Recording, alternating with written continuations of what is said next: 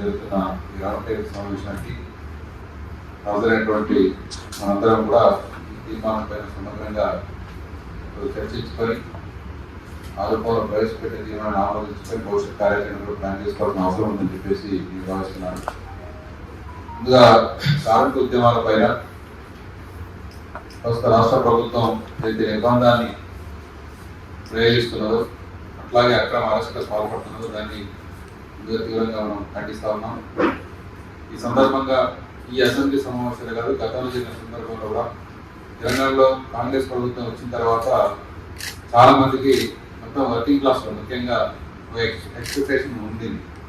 ఎందుకంటే మరి 7వ వార్త గ్యారెంటీగా మేము ప్రజాస్వామ్యాన్ని మేము హామీ ఇస్తున్నాం, ఖచ్చితంగా ప్రదర్శన చేసుకోవచ్చు, ధర్నా చేసుకోవచ్చు, గవర్నమెంట్ దగ్గర రావచ్చు, రిప్రజెంటేషన్ చేసుకోవచ్చు అని చెప్పేసి మాట్లాడుతూ ప్రజాభవన్ దగ్గర గేట్లను కూడా తొలగొట్టేసి అందరికీ ఆర్భాటంగా స్వేచ్ఛ అందించామని చెప్పేసి కూడా ముఖ్యమంత్రి గారు ప్రకటించిన సందర్భంలో చూసాం. సో ఆ రోడి కొనసాగుతుందని చెప్పేసి మనం అందరం ఎక్స్పెక్ట్ చేశాం. కానీ సంవత్సరాలు మారుతున్న కొద్దీ ప్రభుత్వ విధానంలో పెద్ద ఎత్తున మార్పు వచ్చింది. ఎందుకంటే ప్రభుత్వం ఇచ్చినటువంటి వాగ్దానాలు ఏవి అమలు చేయకపోవడంతో ఒక సంవత్సరం పాటు వెయిట్ చేశారు వర్కింగ్ క్లాస్ రాష్ట్రం.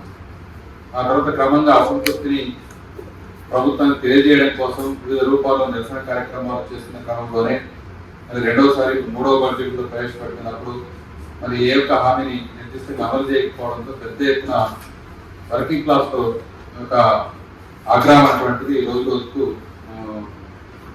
ముందుకు వస్తూ ఉంది. ఈ సందర్భంలో ప్రభుత్వం తన యొక్క వైఫల్యాన్ని కప్పిపుచ్చుకోవడం కోసం మరి తన యొక్క నిర్బంధాన్ని పోలీసు ద్వారా ఈ అణచివేత చర్యల్ని ఆ రకంగా ప్రయోగిస్తున్న పరిస్థితి సందర్భంగా మనం చూస్తున్నాం. ఎందుకంటే ఇచ్చినటువంటి వాగ్దానాలు ఒకసారి చూసుకున్నప్పుడు కూడా అందరికీ వాగ్దానాలు చేశారు. ప్రభుత్వ ఉద్యోగులకు సిఆర్సీ ఇచ్చారు, డిఏలు ఇస్తామని చెప్పారు, కాంట్రాక్టర్ అసోసియేషన్ ఎంప్లాయీస్ అందరికి జీతాలు ఇస్తామని చెప్పారు, అంగన్వాడీలకు వేతనాలు ఇస్తామన్నారు, ఆశాలకు వేతనాలు ఇస్తామని చెప్పారు, మధ్యాహ్న భోజనం వాళ్ళకి వేతనాలు ఇస్తామని చెప్పారు. అలాగే గ్రామ పంచాయతీ, మున్సిపల్, లోకల్ బాడీస్ లో ఉన్నటువంటి వర్కర్స్ కూడా హామీలు ఇచ్చారు, ఫీల్డ్ అసిస్టెంట్ కూడా జీతాలు ఇస్తామని చెప్పారు. వీటితో పాటు చాలా వాగ్దానాలు మొత్తం ఈ యొక్క వాళ్ళ ఎన్నికల మేనిఫెస్టో ఇచ్చిన పరిస్థితి ఉంది. దీంతో అందరూ ఒక అంచనాతో ఉన్నారు, ఖచ్చితంగా ప్రభుత్వం వస్తే మాకు న్యాయం చేస్తుందని చెప్పేసి ఆలోచించుకున్నాం. తీరా ఇప్పుడు 3వ సంవత్సరంలో ప్రవేశించిన తర్వాత ఏ ఒక్క సమస్య పరిష్కారం కాకపోవడంతో పెద్ద ఎత్తున ఈ ఉద్యమాలు సిఐటితో పాటు అన్ని ట్రేడ్ యూనియన్స్, ఇతర సంఘాలు, చాలా సంఘాల ఉద్యమాలు పోరాటాలు చేస్తున్నాయి. ఈ నేపథ్యంలో ప్రత్యేకంగా సిఐటి సంఘాల కాన్సన్ట్రేషన్ అయినటువంటి గవర్నమెంట్ పెట్టిన పరిస్థితి. ఈ మధ్యకాలంలో ఈ అసెంబ్లీ సమావేశాల సందర్భంగా 16వ తేదీ నాడు చలో హైదరాబాద్ కు పిలుపునిచ్చారు అంగన్వాడీ వ్యవస్థ, అలాగే 17వ తేదీన గ్రామ పంచాయతీ పిలుపునిచ్చింది. ఈ రెండింటికి రాష్ట్ర ప్రభుత్వం పర్మిషన్ నిరాకరించింది, పోలీసులు నిరాకరించి ఆరోపణలో పెద్ద ఎత్తున ముందస్తు అరెస్ట్ కూడా చేశారు. ఈ ముందస్తు అరెస్టు చేయడం సాంప్రదాయం గతం నుంచి ఉన్న ఈ కాలంలో మరింత పెరిగిన పరిస్థితులు మనం చూడవచ్చు.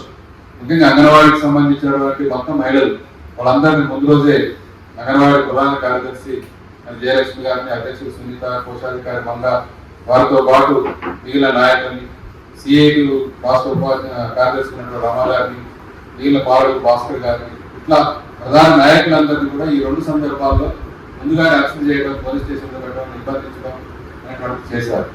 అంటే ముందుగా అరెస్ట్ చేసి పోలీస్ స్టేషన్ పెడితే ఉద్యమాలు ఆగిపోతాయి, కార్యక్రమాలు పేరేంటి, ఈ హైదరాబాద్కు రావాలని చెప్పేసినటువంటి భ్రమలతో కాంగ్రెస్ ప్రభుత్వం ఉన్నట్టుగా ఈ సందర్భం కనబడతా ఉంది. అయినా మరింత రెట్టించిన ఉత్సాహంతో మొత్తం కార్మిక వర్గం ప్రభుత్వం యొక్క పోలీసుల యొక్క కళ్ళులోకి హైదరాబాద్ చేరుకుని నిరసన కార్యక్రమాలు చేస్తూనే ఉన్నారు. గతంలో ఆశా పోరాటం అదే చేశారు, అదే చేశారు, గ్రామ పంచాయతీలు అదే చేశారు.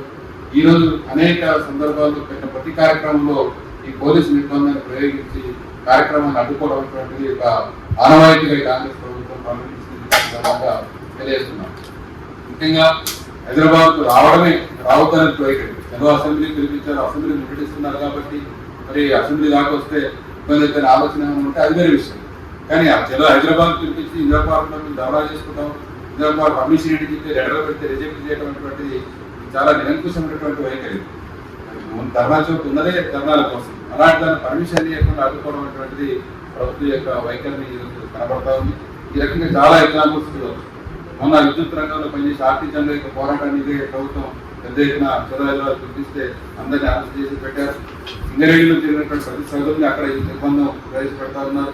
అలాగే ఐకేపీ కావచ్చు, ఫీల్డ్ అసిస్టెంట్ కావచ్చు, మధ్యాహ్న భోజనం కావచ్చు, ఏ కార్యక్రమాలు ఏ రంగంలో ఎవరు చేసినా ఈ రకమైనటువంటి చర్యలు గవర్నమెంట్ పాల్పడుతున్నట్టు పరిస్థితి ఉంది. కాబట్టి దీన్ని రౌండ్ టేబుల్ తరఫున తీవ్రంగా ఖండిస్తూ ప్రభుత్వం యొక్క వైఖరిని మార్చుకోవాల్సినటువంటి అవసరం కూడా ఉందని చెప్పి సందర్భంగా తెలియజేస్తూ ఉన్నాం. అయితే దీనికి సంబంధించినటువంటి ఒక రెండు అంశాలు ఏంటంటే, ప్రభుత్వం అటువంటి కార్మిక వర్గానికి వ్యతిరేకంగా ఉంది, కార్మిక వర్గ వ్యతిరేక వైఖరి తీసుకున్నాం. ఎందుకంటే వాళ్ళు వచ్చిన బడ్జెట్లో కావచ్చు, అంతకుముందు కావచ్చు కార్మికులకు ఇచ్చిన ఏ ఒక్క వాగ్దానం నెరవేర్చలేదు. కనీస వేతనాలకు సవరించకుండా పెట్టుబడిదారుల యొక్క ప్రయోజనాలకు అనుకూలంగా ఈరోజు పూర్తి స్థాయిలో ఉన్నటువంటి పరిస్థితి మనం చూస్తున్నాం. కనీస వేతనం పెట్టడానికే సిద్ధం లేని పరిస్థితి ఈ సందర్భంగా మనం చూస్తున్నాం. 2024లో డ్రాఫ్ట్ ఇచ్చి 2 ఏళ్ళలో పెండింగ్ పెట్టిన పరిస్థితులు మనం చూస్తా ఉన్నాం. అందుకే కనీస వేతనాలు అడుగుతారు, జీతభత్యాలు అడుగుతారు, సమస్యలు అడుగుతారు. వర్కింగ్ క్లాస్ కొంతమంది ఉన్నారు కాబట్టి వీళ్ళందరిలో ప్రభుత్వం పట్ల వ్యతిరేకత పెరుగుతున్నటువంటి ఒక ఆలోచనతో ఈరోజు కార్మిక వర్గ వ్యతిరేక వైఖరితో ప్రభుత్వం ఈ చర్యలు తీసుకుంటామని, అదే సందర్భంలో ఇందులో ఉన్నాయి సరే రాజ్యాంగం ఇచ్చినటువంటి హక్కుల్ని కాలురాస్తా ఉంది, ప్రజాస్వామిక హక్కుల్ని కాలురాస్తా ఉంది. కార్మికులకు ఉన్నటువంటి చట్టబద్ధంగా మనకు ఒక ఐడి యాక్ట్ కూడా వర్తిస్తుంది. ఇండస్ట్రియల్ డిస్ప్యూట్ యాక్ట్ ప్రకారంగా మనం నోటీస్ చేయొచ్చు, సమ్మెలు చేయొచ్చు, ధర్నాలు చేయొచ్చు, ప్రదర్శన చేయొచ్చు. కానీ వాటిని అడ్డుకునేటువంటి హక్కు ఈ ప్రభుత్వానికి ఎక్కడిది? రాజ్యాంగానికి భిన్నంగా వివరించే రైట్ ఎక్కడిది ప్రభుత్వానికి, రాష్ట్ర ప్రభుత్వానికి అని చెప్పి ఈ సందర్భంగా కార్మిక వర్గం ప్రశ్నిస్తున్నటువంటి పరిస్థితి కూడా సందర్భంగా కనబడతా ఉంది. అందుకే ఈ సందర్భంగా మొత్తం రౌండ్ టేబుల్ సమావేశం నుంచి పిలుపు మనం అందరం అందుకోవాల్సింది ఏంటంటే, రాష్ట్ర ప్రభుత్వ వైఖరి అనేటువంటి ఖచ్చితంగా మార్చుకోవాలి. ఈ నిర్బంధాన్ని చర్యల్ని విడనాడాలి. అదే సందర్భంలో ప్రజాస్వామ్యంగా నిరసన తెలిపే హక్కుని పునరుద్ధరించాల్సిన అవసరం కూడా ఉందని చెప్పి ఈ సందర్భంగా చెప్తా ఉన్నాం. రెండోది ఏంటంటే, ముఖ్యమంత్రి ఎక్కడికి పోయినా అరెస్ట్ చేస్తున్నారు. ముఖ్యమంత్రి పర్యటన ఉంటే ఆ సంబంధం ఉన్నా లేకున్నా కార్మికుల యొక్క సమస్యలకు అయినా కాకపోయినా ఏ జిల్లాకు పోయినా, ఏ ఊరికి పోయినా, ఎక్కడ పోయినా ముందుగానే మొత్తం లెఫ్ట్ సంబంధించినటువంటి ఆర్గనైజేషన్స్ నాయకులు కావచ్చు, అలాగే కార్మిక సంఘాల నాయకులు కావచ్చు, ముందుగా అరెస్ట్ చేసి పోలీస్ స్టేషన్ పెట్టినటువంటిది ఒక అలవాటుగా రాష్ట్రం అంతా కొనసాగుతున్నటువంటి పరిస్థితి. మన అసెంబ్లీలో పునర్నిర్మాణ సంస్థ కూడా మాట్లాడుతూ అసలు ఏ కార్యక్రమం ఎవరు పిలిపించినా అందరిని అరెస్ట్ చేస్తున్నారు. సిఐటీ పిలిపిస్తే ఏఐటీసీ లోపల వేస్తున్నారు, ఏఐటీసీ పిలిపిస్తే సిఐటీ లోపల పెడుతున్నారు. ఇదే పద్ధతి అని చెప్పేసి ఆయన కూడా ఖండించిన పరిస్థితిలో ఉంది. కాబట్టి శాసనసభలో కూడా చర్చ జరిగింది. ఏమైనా కార్మిక సంఘాలుగా ప్రభుత్వం మీద ఒత్తిడి తీసుకొని వచ్చి ఈ రకమైనటువంటి గృహ నిర్బంధాలు పెట్టడం, అరెస్టు చేయడం, మొత్తం మహిళలు యూనిట్ ఆశ, అంగన్వాడీ, మధ్యాహ్నం భోజనం, ఐకేపీ కొన్ని సెక్టార్స్ అయితే కంప్లీట్ 100% మహిళలే. ఈ మహిళా నాయకులు రాత్రులు తీసుకెళ్లిపోయి రకంగా పోలీస్ స్టేషన్లో పెట్టినటువంటిది చాలా దుర్మార్గం. చూసాను జయలక్ష్మి గారిని అలా కోశాధికారిని తీసుకొని రాత్రి కూడా 10 గంటలకు తీసుకొని పోయి అమ్మాయిపేట పోలీస్ స్టేషన్లో పెట్టేసి నిర్బంధించిన పరిస్థితులు చూస్తాం. ఎక్కడ పడితే అక్కడ బస్సులో దింపి ఆగం చేసిన పరిస్థితి మనం చూస్తూ ఉన్నాం. ఇలా ఇంత ఘోరమైనటువంటి పరిస్థితి, ఇంత దుర్మార్గమైన పరిస్థితి ఈరోజు ఉన్నటువంటి కనబడతా ఉంది. రేవంత్ రెడ్డి గారు ముఖ్యమంత్రి గారి మాటల్లో మాత్రం చాలా ప్రజాస్వామ్యం తీర్పు మాటలు, కార్మికులకు ప్రజలకు సేవకుడుగా ఆయన ఎన్నో మాటలు చెప్తున్నాడు. ఈరోజు హైదరాబాద్లో ఎక్కడ చూసినా కూడా అనేక ప్రాంతాల్లో రాష్ట్రంలో ఎక్కడ చూసినా ఎక్కడ ప్రజలు నిరసన తెలియజేస్తే అక్కడ అణచివేత కార్యక్రమాన్ని ఒక వర్కింగ్ క్లాస్ సిఐగా అన్ని ఏ తరగతులు ఎవరు ఏ రకమైనటువంటి అభిప్రాయాలు చెప్పుకోవడానికి అవకాశం లేకుండా ఒక నిర్బంధాన్ని ప్రయోగిస్తున్న పరిస్థితి ఉంది.